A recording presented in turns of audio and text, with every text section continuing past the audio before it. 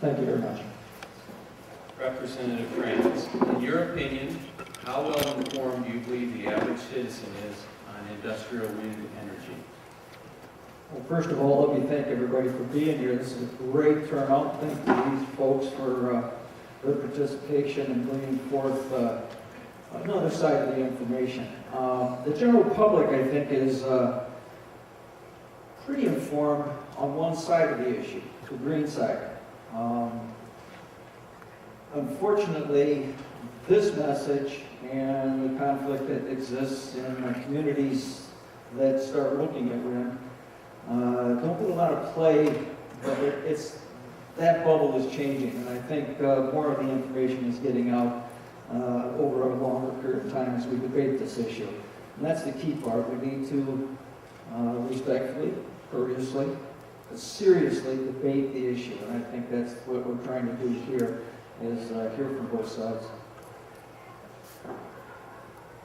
Ray, again, thank you for coming. We appreciate your time on a Sunday afternoon. You know, the question I have is, in a tourist-based economy like Benzie and Manistee County has, what do you feel the impact of that's going to be, in addition to the impact on second home market? Because we have a lot of retirees that come up and second homeowners. What do you think the impact of a wind farm like this proposing will have on our tourist economy?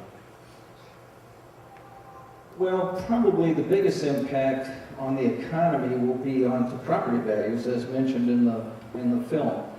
That is going to have the most dramatic and most immediate impact that I can tell. In doing some studies and talking to various realtors, and I understand that it's anecdotal, but almost to a person, they claim that property values, some estimate as close as 40% decline. We're seeing a little bit of that in Riverton Township, by Ludington, where some of the people trying to sell their homes are having a harder time with the Consumers Power Energy plan going in down in Riverton and Victory, down in the Mason County area, which is also part of this district. The greatest impact, as I say, is to property values. Now, as to tourism, I think the novelty will probably be there at first, but as we see the numbers of them increase dramatically, and you saw some of the pictures that we saw here where there's hundreds of them across the horizon, I think that'll have a negative impact on the tourism industry, especially in the immediate vicinity where they'll have the most impact. If you're on the other side of the county from where these things will be, several, let's say 10, 12, 15 miles away, maybe it won't be quite as adverse, but the impact is still going to be there, and we're seeing it in this in various areas that there already are. Wisconsin, for example, they're seeing some impact. I think you're also getting some negative feedback from various countries that have gone down the renewable energy path in great form. For example, Spain, Portugal, Denmark, even England.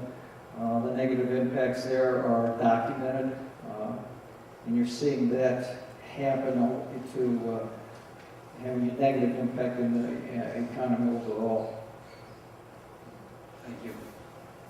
Do you believe that governments can and will continue to subsidize the wind industry, and what will happen if they stop the subsidies? Well, let me take the last part first. We've seen the response of the stop of subsidies in Denmark and Spain, most notably. Denmark, the subsidies are enormous. You saw T. Boone Pickens in the movie touting wind power. Unfortunately, he doesn't allow it on his property in the books that I've read on it, but he has the availability of when they sponsor these to get enormous income. Warren Buffett, in one of the books I read, makes more money off his North Plains subsidies than he does off the electricity. So the subsidies are enormous. And given the current debt crisis that we're seeing in Washington, I think it's merely a matter of time before we see those subsidies in. I know the state is going to be in very similar straits. Credits for renewable energy and those kind of things are going to be, I suspect, curtailed. We're looking at $2 billion shortfall at the state budget. That has to be made up, has to be addressed, and things like the renewable energy requirements and credits to some of those things, along with other issues, film and other things that we won't need to get into right now, but those will have to be a part of this. So I think we've seen what results from the cutting of subsidies in Spain, like I mentioned. They've quit, and the development of renewable energy has almost come to a complete halt. Same way in Denmark. Denmark quit a couple of years ago on subsidizing their wind farm, which is supposed to be, I think their production is about 20%, but their actual use is about 3%. And they've quit subsidizing, and any further developments in Denmark has come to a screeching halt. Absolutely stopped. Thank you, Ray. The wind developers are, always talk about how many jobs they're going to bring into the county and so forth. What is your understanding of, like in the Gale Wind Project, how many jobs will be brought into the county? How many will be permanent versus just, temporary? Well, I don't know what they're claiming as what will be there as far as jobs. And it determines what the term green jobs really encompasses, because it could qualify all the way down to the janitor in the local office of green energy if that's a green job or not. The actual jobs will be very scarce, and those jobs that are generated, as we've seen through studies going back again to Spain, for example, which has the University of Madrid has done a significant study. They calculated job losses 2 different ways, and they both came out about the same way. And they show that 2.2 jobs are lost for every job created. And that's because what happens is you have significant subsidies that cost tax dollars that drive down the economy. And it also drives up the cost of electricity. When power isn't free by any stretch of the imagination or even competitive. You talk to Wolverine, Consumers, DTE, the cost of wind power is almost double, and that's on land wind power, is almost double what the cost of generating regular electricity. So you combine the increased cost of electricity with the taxes to support the subsidies, and the overall impact on the economy is so negative that it actually costs jobs for every job created. What words of wisdom would you have for townships struggling to deal with the issues in the ordinances?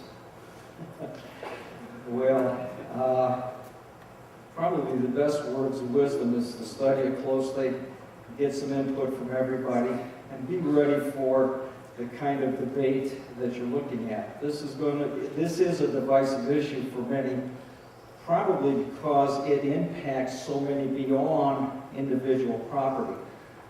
When you start having the flicker issues, the subsonic vibrations, the noise levels that affect neighbors, it pits one against the other and really destroys local communities. So I think the best advice is just to study the issue well, address it from all sides, and get a better feel for what the people of your community want. I think the results of the election in the film is a pretty good indicator of what the individuals wanted in that community. And unfortunately, the elected officials did not hear that message, and I think that's the biggest key. Thank you, Ray.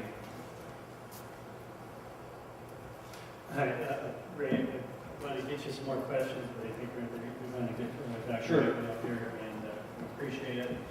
Thank you very much, John, for showing up for the showing. And I will stay afterwards if anybody wants to speak to the fund.